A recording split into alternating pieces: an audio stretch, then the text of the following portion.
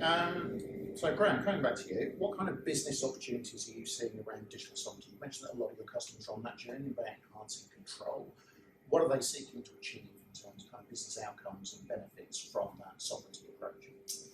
Yeah, I mean, I think there's quite a few. I mean, I think, as we mentioned, cost control is one. I think the kind of what's happened in the world, there's a lot of macroeconomics that have kind of fueled this desire for digital sovereign solutions, and global inflation has seen a kind of real realization that the cost is now something they need to get back under control. So I think embarking on the business opportunity for those guys is one is to get control of costs and actually reduce costs, because they see that if they can have an ability to have more control of where they deploy their data, their applications, they can reduce costs.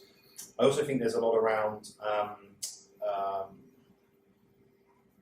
I guess, customer confidence in a brand as well. And this is the other thing that's really important for a lot of organizations. There's so much focus on cybersecurity right now, as you probably know in your role.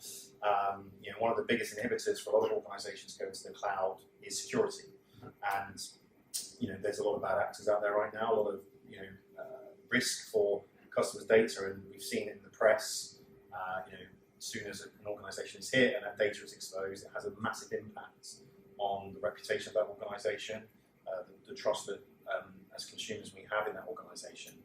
So I think digital sovereignty also is now giving organisations the opportunity to really increase that trust in them as an organisation, that their data is secure, that it is hosted, the locality of that data, where it's hosted. So I think there's a lot of focus on that. But ultimately, I think it's not so much that it's a business opportunity. I think it's more the fact that it's about managing risk, as Stuart said. I think there's a lot of legislation that's coming out of the EU. There's a lot of legislation in countries around data protection, and I think it's the key theme is how do I set my IT architecture up in a way that we can adapt to those changes from an IT perspective without disrupting our business. And that ultimately is the biggest focus that we're seeing.